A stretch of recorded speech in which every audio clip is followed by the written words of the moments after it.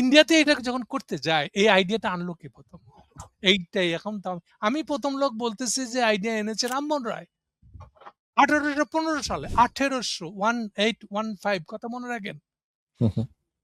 এই লোকটা ব্রিটিশদের কপি করে অ্যাটলিস্ট বুঝছে যে ইন্ডিয়াকে আগামী দিনে যদি কখনো কলোনি মুক্ত হয়, এটাকে কি ধরনের রাষ্ট্র বানানো হবে, কি ধরনের শাসন ব্যবস্থা বানানো হবে। উনি অত বুঝছে যে ব্রিটিশদের শাসন টাইপের একটা কিছু করতে হবে। ওকে, তাহলে ব্রিটিশদের রাষ্ট্রটা কি? এই বোঝাবুঝির ক্ষেত্রে তার যে প্রবলেমটা হলো, এই প্রবলেমটা আমাদের কাছে প্রবলেম হিসেবে রয়ে গেছে, এখন মারাত্মক হয়ে উঠছে। উনি বুঝছিলেন যে রাষ্ট্র মানে ধর্মরাষ্ট্র হইতে হবে, রিপাবলিক রাষ্ট্রকে ধর্মরাষ্ট্রই হইতে হয়। হুম, হুম। ওনার বুঝের ভুল কিন্তু এটা। কিন্তু উনি না, অসৎ উদ্দেশ্যে করছে আমি বলছি না। উনি ভাবছিলেন এটাই। উনি তো সামনে মডেল হিসেবে আছে ব্রিটিশদেরটা।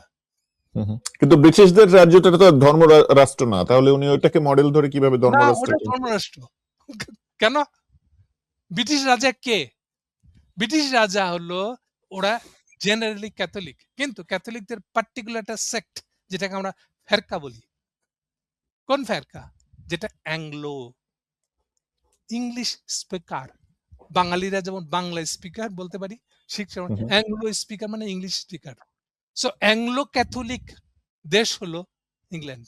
So Anglo Catholic is a particular sect, religious sect. এই সেক্টের প্রধান কে? খেয়াল করেন, রিলিজিয়াস প্রধান কিন্তু।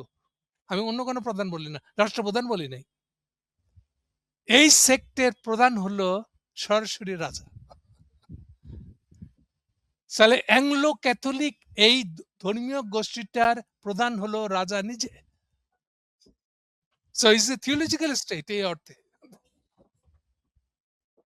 কিন্তু সেটাকে কম গুরুত্বপূর্ণ হিসেবে দেখিয়ে, আর এমনিতেই পরবর্তীকালে যেহেতু এটা কনস্টিটিউশনাল মোনার্কি বলা হচ্ছে, মানে আমাদের এখানে চুপুর মতন আর কি, চুপু প্রেসিডেন্ট ঠিকই, কিন্তু এটা প্র্যাকটিক্যালি তার ক্ষমতা কিছুই রাখা হয় নাই, সবই প্রধানমন্ত্রীর হাতে রাখা হয়েছে। প্রধানমন্ত্রী যা সিদ্ধান্ত নেবে সেটা ডিক্লেয়ার করার লোকটা হলো রাষ্ট্রপতি। এই হোয়াট এভার। তাহলে আমরা মূল জায়গায় আসি, রামমোহনের প্রবলেমটা কি বানাইছিল। সো ওইটুকু বুঝছিল যে সবাইকে এক জায়গায় আনতে হবে, এবং হিন্দু ধর্ম দিয়ে যে হবে না, এটাও সেও বুঝছিল। এই জন্য হোয়াট ইজ ব্রাহ্ম ধর্ম? ব্রাহ্ম, নট ব্রাহ্মণ। হুম, হুম। শেষে মূর্ধন্য নাই কিন্তু। বয়রা ফালা আকার ক্ষয় মূর্ধন্য শয়ে, এটা হচ্ছে ব্রাহ্ম। এই ধর্ম উনি প্রবর্তন করেন 1815 সালে। ওই 1815 সালে তার বাসায় একটা, আমাদের হিসেবে বললে পাঠচক্র হতো। ওই পাঠচক্রের নাম ছিল আত্মীয় সভা। আত্মীয় সভার অনুষ্ঠানটা, উনি তখন রংপুরে ছিলেন, ওখান থেকে আইডিয়াটা আসে, ট্রান্সফার হন উনি কলকাতায়। এবার কলকাতায় নিজের বাসায় বসে আত্মীয় সভা বসাতেন প্রতিদিন। এই আত্মীয় সভার ডিসিশন হলো যে তারা একটা নতুন ধর্ম প্রবর্তন করবে, ইন্ডিয়াকে নতুন ধর্ম প্রবর্তন করবে। আচ্ছা, ধর্ম, এবং ওই ধর্ম ভিত্তিতে ইন্ডিয়া বানাবে। ওই আচ্ছা, আচ্ছা। ধর্মটাই হলো ব্রাহ্ম। এই কারণে এবার দেখেন তার ক্লোজ অ্যাসোসিয়েট হচ্ছে রবীন্দ্রনাথের দাদা দ্বারকা, হুম, হুম। এবং এরা সবাই গোষ্ঠী শুদ্ধ ব্রাহ্ম হয়ে যাচ্ছে। তারা হিন্দু না কিন্তু, এবং ব্রাহ্ম ধর্ম কিন্তু একেশ্বরবাদী ধর্ম, আচ্ছা। এবং তারা অনেক ঘনিষ্ঠ ক্রিশ্চিয়ানিটির একটা সেক্টের সাথে সম্পর্ক রাখতো। এইভাবে ওর আইডিয়াটা ছিল এরকম।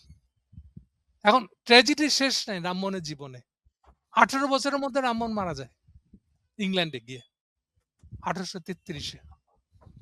হুম, ওকে, মারা যায়। যখন মারা যাওয়ার পরেও তার বাসাতেই এই ব্রাহ্ম সমাজ, ওরা বলতো এই ব্রাহ্ম সমাজের সভা বসতো। হোল রবীন্দ্রনাথের ফ্যামিলি ব্রাহ্ম সমাজের এই প্যাট্রোনাইজার। উনি মারা যাওয়ার পরে তো আরো প্যাট্রোনাইজার হওয়া ছাড়া উপায় ছিল না আসলে। আমি কলকাতায় বেশ কিছু এরকম ফ্যামিলির সাথে কথা বলে দেখেছি। আমার পরিচয় হয়েছিল কোনো না কোনো ভাবে তাদের সাথে, যদিও পরিচয় হয়েছিল ঢাকার মানে বাংলাদেশের বাইরে।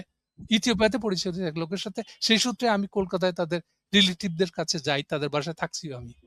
সেখান থেকে আরো ডিটেল, ইভেন তাদের সাথে আমি শান্তিনিকেতনও গেছি তাদের ওই কারবার দেখার জন্য। এনিওয়ে, যেটা মূল কথা বলতেছিলাম যে রামমোহনের এই ব্রাহ্ম সমাজ দিয়ে ইন্ডিয়া বানাবে অ্যাজাম্পশন যে রিপাবলিক রাষ্ট্র বানাতে গেলে ধর্মীয় রাষ্ট্র বানাতে হয়।